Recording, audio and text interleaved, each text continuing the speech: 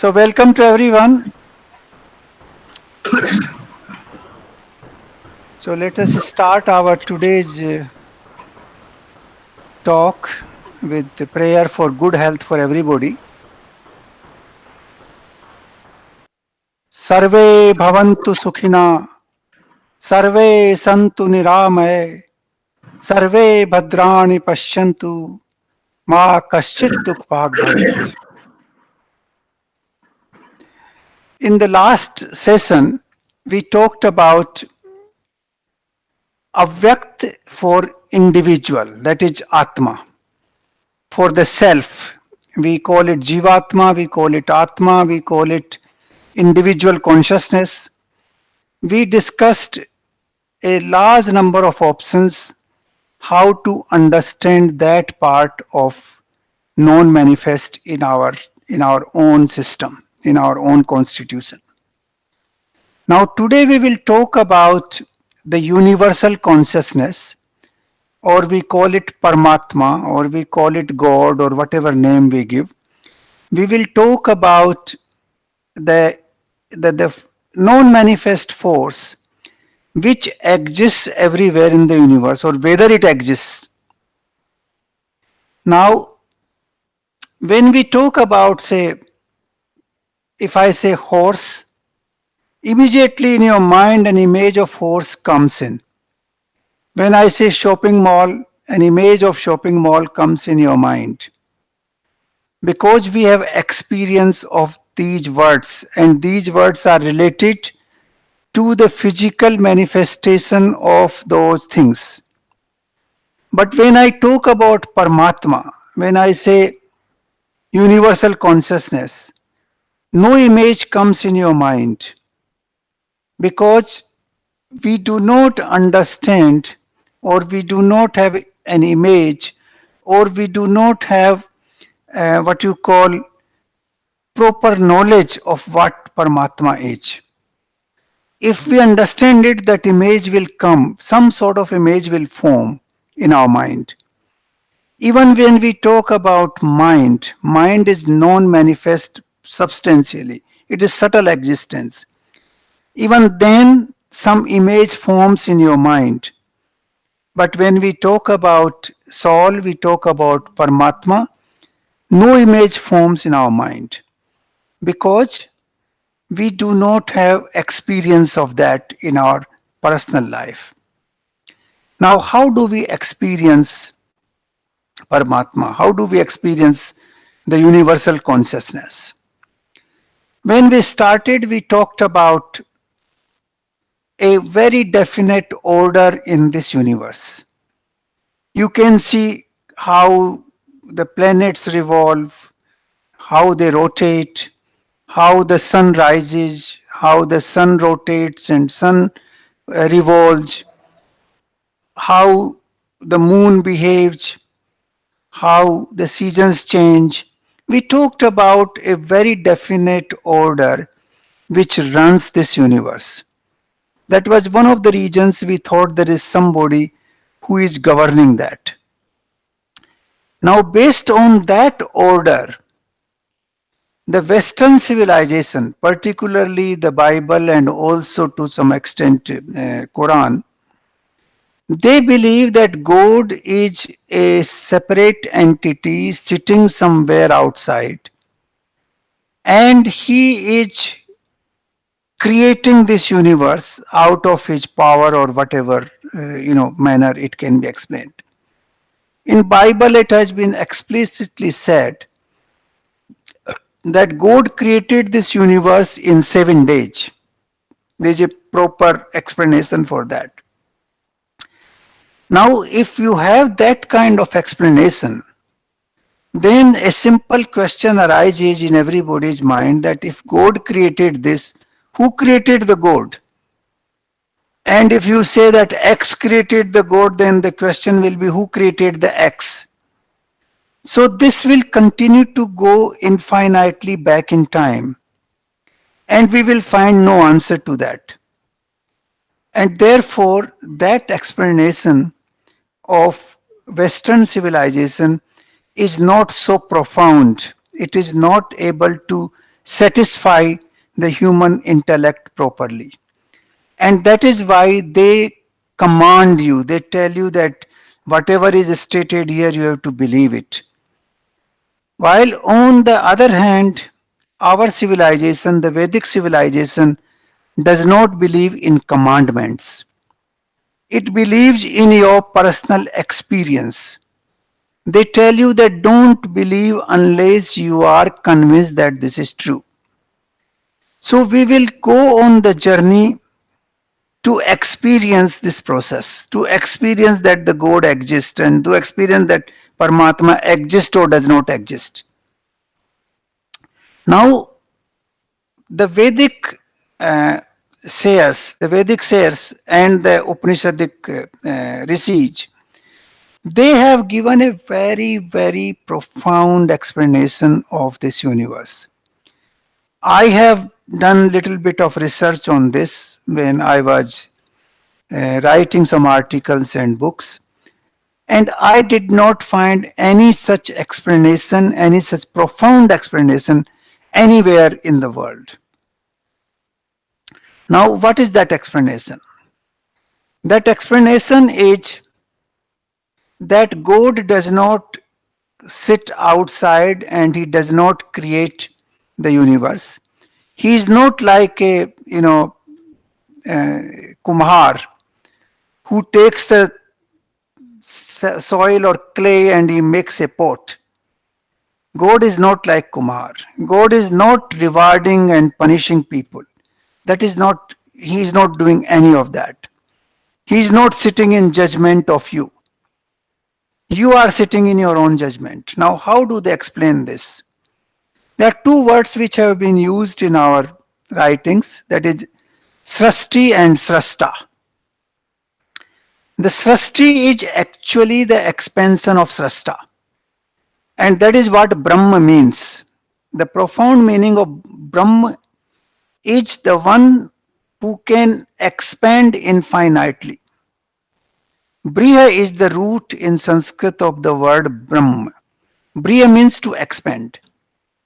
So anything which can expand infinitely is called Brahma. And that is why the Vedic sages have believed that this whole universe is nothing but an expansion of the Brahma himself. He is the Srasta and he is the Srasti in that sense. Now let us understand this. When we see fog in Delhi in the month of December, January, you find fog. Within a few minutes, it envelops the whole city. You cannot believe how it happened. When I lived in Delhi, I saw it within 5 minutes, the whole city is enveloped with fog. And nobody can believe how it happens.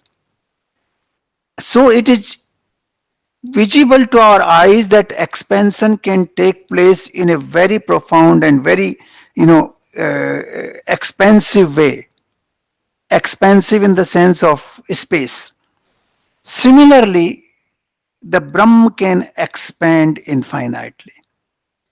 It can, from a small little, uh, uh,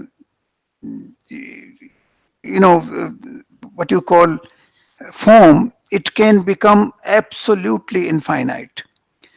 And that is the precise reason that there are a lot of explanations of Brahma given in our scriptures on this respect. Now, there are two, three explanations which are very profound. One is that, like in the fire, thousands of small or millions of small, those chingaris come out from the same fire and they disappear into the same fire. Precisely, the Brahma appears, expands, and disappears into himself. This we also see in our own selves every day. The thoughts appear from our mind. Thousands of thoughts appear. If we look at our 1 month period, maybe millions of thoughts appeared and they disappeared into the same mind. They appear and they disappear. I gave an example earlier about our dreams. In the dream, the mind, becomes into many parts. One part is your own self, and then all the dream, all the soap opera which you see in the dream is also another part of the mind in which all the characters appear and they disappear. So you can see even in our own mind the things appear and disappear. Similarly, there's another example that, like on the earth, millions of herbs and plants they appear and then they disappear into the same earth. It is also the way we look at the ocean. Millions of waves appear in the ocean and then they disappear into the same ocean. So, this is a very profound explanation given by Vedic rishis that this universe is nothing but an expansion of the Brahman, and everything comes out of it and everything dissolves into it. Now, the question arises, how do we experience it? If this happens, uh, we do not experience it at all because we only see the things which are physically uh, existing, which have been manifested in this universe. We can see the sun and the moon and the earth, but we cannot see the non manifest behind it.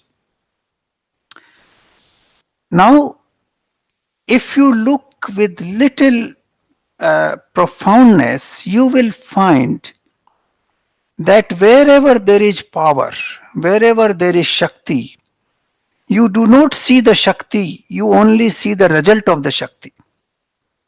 Many of you have been CEOs of an organization. You have been at the chief executive of an institution. Now, when we talk about chief executive and his power, where are those powers? Can you see those powers? You don't see those powers. You only see the effect of those powers. That you are able to change people, you are able to change their functions, you are able to establish a new factory, or you can dismantle the old one. You can see the impact of your power, but you do not see the power itself. Where is that power? If somebody tells me I want to see that power, nobody can show you that power. You only see the result of that power. Similarly, when you look at the electricity, I gave this example earlier. You do not see electricity, you only see the power of the electricity, the result of the electricity, sorry. You do not see the electricity itself, you only see the outcome, the manifestation, whether it is the refrigerator or whether it is your laptop or whether it is a heater or whether it is an air conditioner or whether it is a dishwasher. It is all the result of that power, but not the power itself. Similarly, if you look at light, Prakash, you do not see Prakash, you never see light anywhere. You only see the impact of light. The objects which you can see because of the light. You see the objects because of the light, you do not see the light. Nobody can see the light, nobody has ever seen the light. You only see the objects which are visible because of that light. So if you look at various examples in our practical life, you will find that the power itself is not visible. The Shakti का जो absolute form है वो आपको नहीं दिखाई देगा.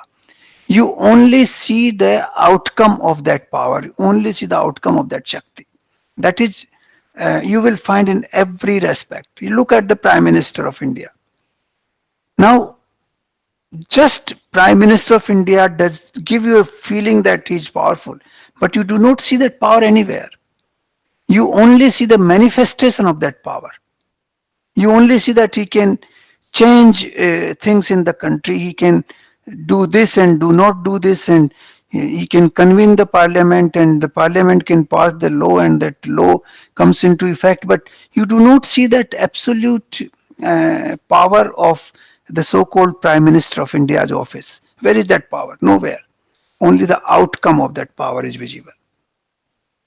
Precisely the same way in the universe, we only see the outcome of its power.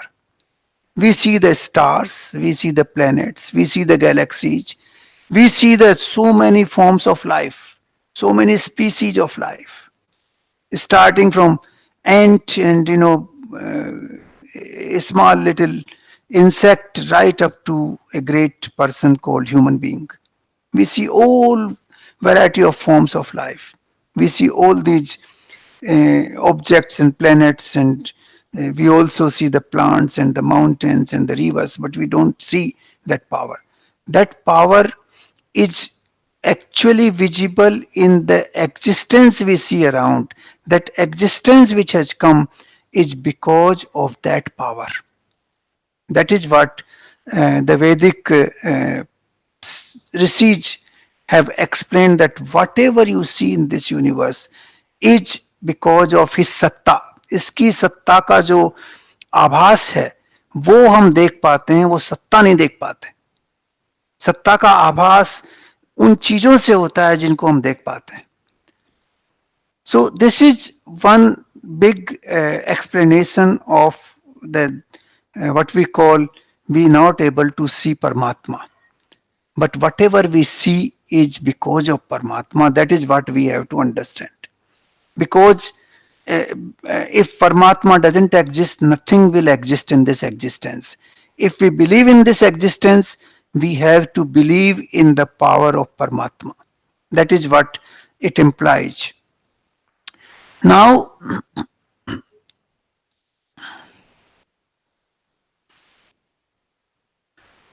that is the reason that the explanation of Paramatma has been very paradoxical in language. If you look at language in different Upanishads, even in Bhagavad Gita, in Vedas themselves, you will find that there is a language is very paradoxical. They will say that he is nearest to you and is farthest from you. They will say that he is within you and will say he is outside you. They will also say that he does not exist but still he exists everywhere. Now this is a language which is paradoxical language, because the language cannot exist, cannot explain what we cannot physically experience. Our sense organs and our mind are constrained by physical existence, and therefore the expression in language is possible only of those items which you can experience through sense organs and through your mind. This is precisely the reason that there is no proper language to explain Paramatma in himself as such. And that is why the rishis have to use paradoxical language to explain. Now let us go into some of these paradoxical languages. I think the best way to understand this paradoxical language is the concept of time. I think we all understand time. Time has so many meanings, but we understand what is time. Like we gather at 10 o'clock in the morning on Saturday, that is time, that is our schedule. Then we sleep in the night at 10 o'clock or 10:30 or 11 in the night we sleep, and that is the time to sleep. Then we time to eat, time to go for the meeting, time to get up. All this is explaining the time. Now we talk about time day in and day out in every single work of our daily routine. But where is time? Can we see time? Has anybody seen time? Nobody has seen time. If you go in a vast empty space like in Mongolia, in an area where there's total silence and nothing exists except the nature, you get a feeling that time has come to a standstill. There's no time. Total standstill, absolutely. And you can imagine yourself when we meditate, you feel that the time has passed very quickly. When you sleep in the night, the time passes very quickly. But when you are waiting for somebody to come, or when you are suffering from some sort of pain, the time doesn't pass. It's excruciating. It prolongs. So, in effect, you do not see time. There's no way you can see time. You only see the impact of time. So this is also one explanation to understand the universal consciousness.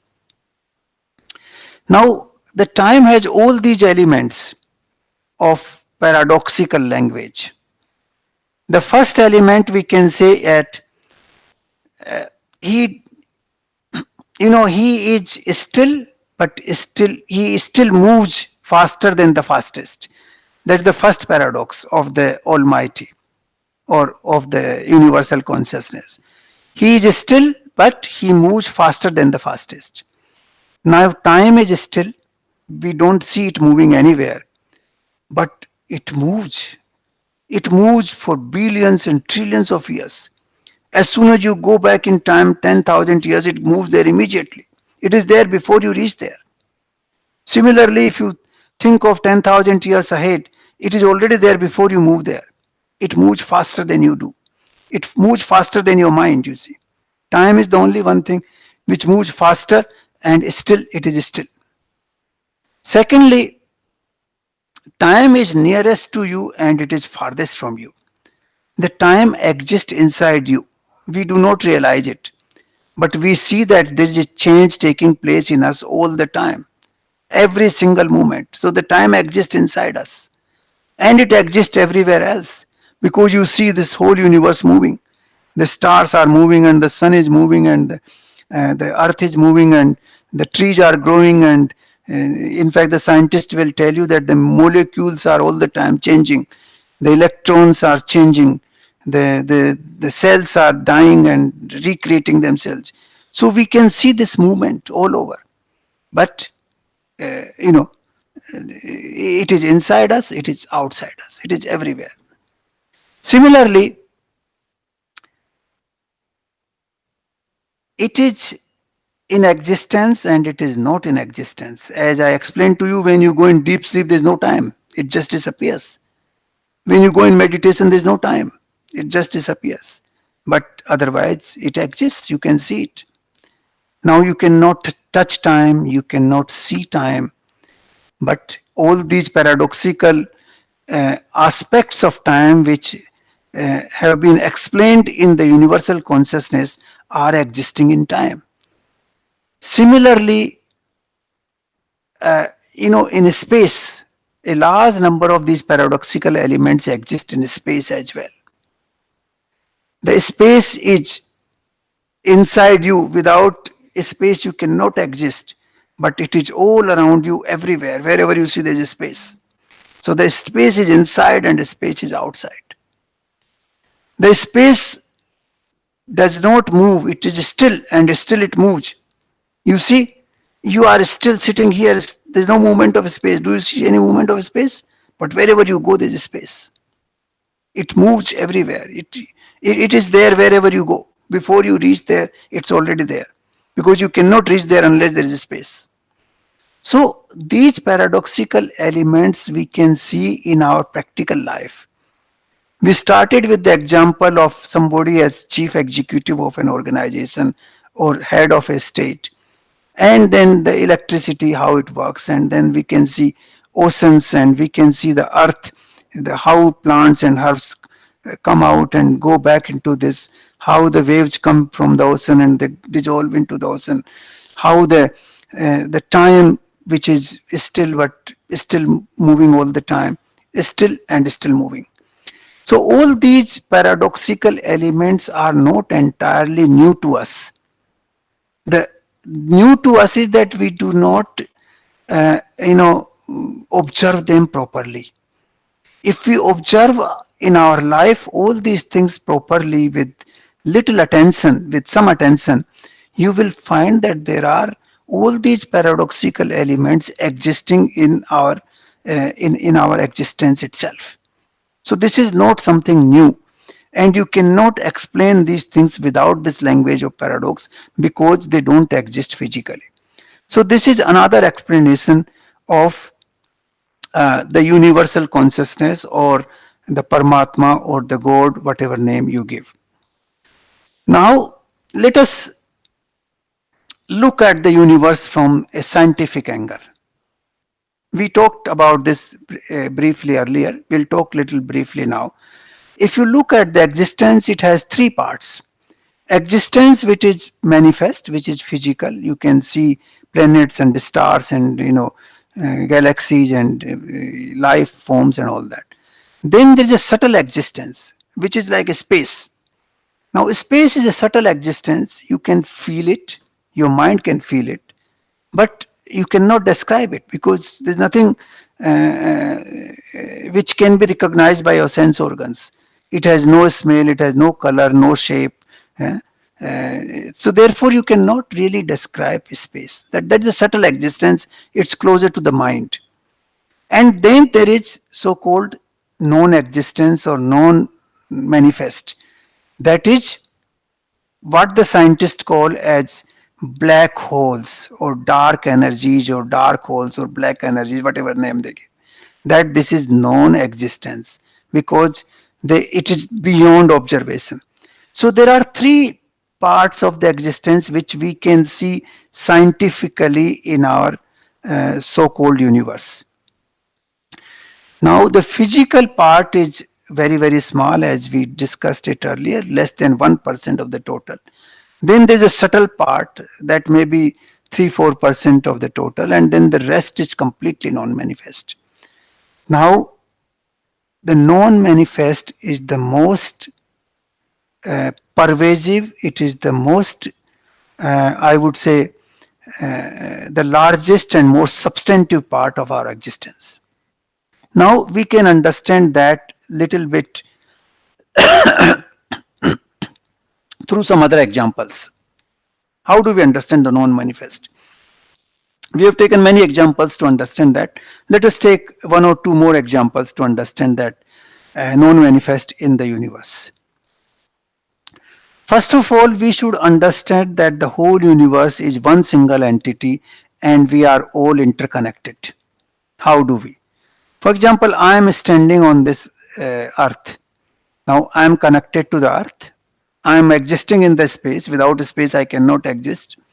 I am breathing from the space because there is air which makes me breathe. If there is no air there, I will not be able to, survive. I will die immediately.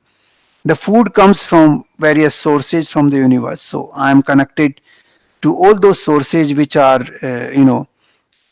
providing me food, whether it is the sun or the air or the earth or soil or water, whatever. They are all contributing to my food element. If I am walking, I am connected to the whole universe. If I am thinking of the things which are in the universe. So I am completely connected to the universe. The same applies even to a rock. A rock is connected to the universe. A plant is connected to the whole universe. We look at things in isolation, and that is where the problem starts. If we understand this interconnectivity or the networking of the whole universe in one single unit, then we can understand the power of the non-manifest much better. So we have to understand this connectivity in the universe, that everything moves, everything connects, and everything behaves collectively to coordinate the functioning of this universe.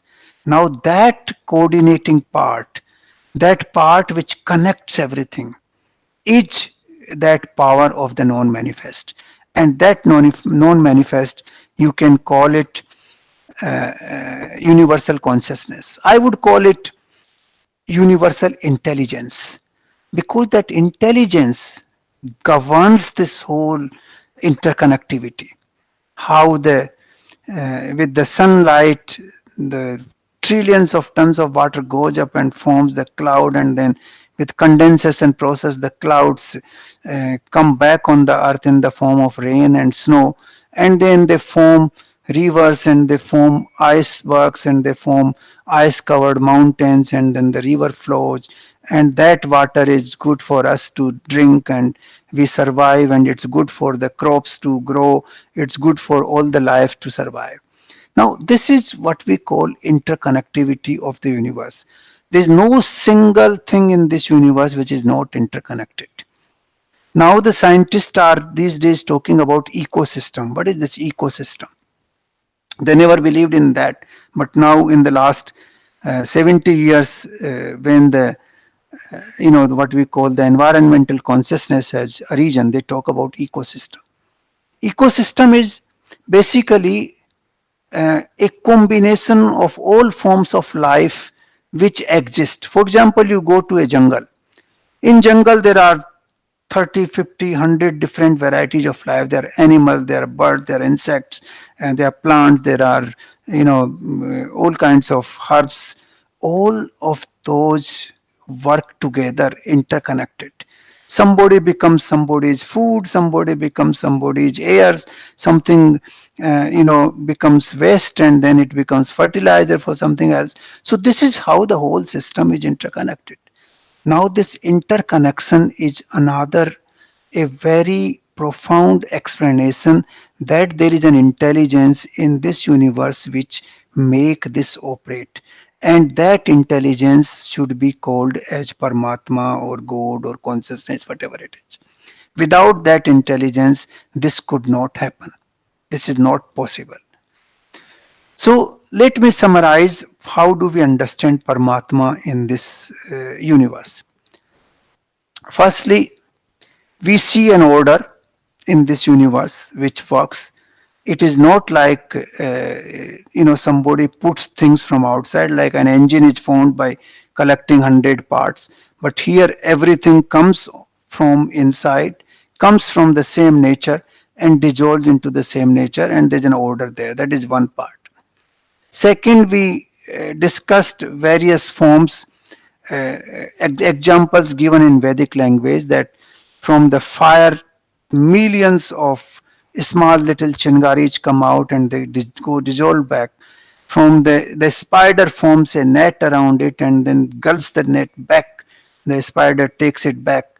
There are thousands of millions of waves in the ocean. They come and they disappear into the same ocean. There are millions of thoughts in our mind. They come and they dissolve into the same mind. So this is another explanation of this universe. The third explanation I gave you, that the power is non-manifest, but the outcome is visible. And we took the example of an institution where you govern. What you govern, you don't see the power, but you see the outcome of that power. We see the outcome of the electricity around us in different forms, but we don't see the electricity. Similarly, the non-manifest is not visible, but we can see his power in this universe manifested in the form of different objects and different forms of lives. So this and how they behave. Then the third part is the interconnectivity, the networking, how the interdependence has been created in this universe, that everybody is connecting to the whole universe, and they are what we call interdependent on each other. The trees give us the oxygen and we give them the carbon dioxide. We eat fruits and crops as food, and the waste goes back to the same trees to become their fertilizer and to give them the food. So this is a infinite what you call system of interconnectivity, which is possible only through universal intelligence, and that intelligence is visible to us. We can see it with our own eyes, and therefore we have to believe in the universal power or universal consciousness. And then we talked about the language of paradoxes. We talked about time, how the time and the Paramatma are explained in the same way. The time explains all the facets of paradoxical language which we use to explain Paramatma or the Brahman. So this is the way we can understand that there is Paramatma which is non-manifest in this universe. So whenever you see anything in this universe, you have to see power behind it. When you see a beautiful flower on a plant, you see how this flower has come, how many elements have worked to make that flower happen. The soil came and the water came and the sunlight came and the seed came and the water came, and then gradually there was a process inside that plant which brought that bud of the flower, and then the flower came, opened up, and then it started coming out with a smell. So how the universe works? When you go and see a fruit on the tree, you should see the power behind the fruit, not the fruit itself. If you see the power behind the fruit, you will realize that there is a universal intelligence which is working there. When you see the sun shining, you should not see only the sun, but see the power who made it shine that way, and who made it run, rotate and revolve, how that is possible. So if we start looking at the power behind the universe, I think we will be able to understand the Paramatma, the God, or the universal consciousness, or universal intelligence, whatever name we give. So this is what I wanted to mention today about Paramatma and what we call non-manifest universal force. But before I close, I want to go back to the last week's discussion and explain one small point which has been raised to me by some person in a personal query. Now, the query is that if the same consciousness is running all the beings, all the species of life in this universe, and all the species of our life are made out of the same five basic elements of nature, then why there is so much difference? For example, an elephant is made of the same basic five elements, his physical body, and he has the same consciousness which a human being does. So why there's so much difference between his understanding and my understanding, or an understanding of a bird and understanding of a human being? Why it is so? Now, this is the process which is actually governed by what we call the physical manifestation and the mind. They govern the consciousness. The consciousness is constrained by the physicality in which it exists. That is the explanation. And whichever is the physical shape is given, the consciousness is the same, but the action of that consciousness will be governed by that physicality. The best way to explain is the same example of electricity. Electricity is the same, but in refrigerator it cools, and in a heater it heats, and in a computer it works in a different way, and in air conditioner it works in a different way, because the physicality of those instruments are different. It is not the consciousness which is different. The shape of those instruments is different. Now, why the shape is different, though they are made of the same five elements? Of course, there's a reason for that. Because that provides firstly diversity. Secondly, that physical shape which we call yoni in our Sanskrit language की, योनि आपके कर्मों के हिसाब से मिलती है आपको, कॉन्शियसनेस नहीं मिलती. The atma is the same, but yoni is different, because yoni depends on the outcome of your karmas in the past life. So you get that yoni while the consciousness is the same. So that is why there are so many different yonis, because depending on your karma, the yonis are produced by the universal consciousness in this universe. The universal consciousness creates those different varieties of yonis. They keep coming and going. Some disappear, some new yonis come, and that yoni depends on your karma. But the consciousness which comes into all those yonis, the five elements that make those yonis are the same. There's no difference in that. So I thought I will explain this point also, because it was raised by some people in a personal mail to me. So this is where I would like to end today. And if you have any questions, I'll be very happy to answer them.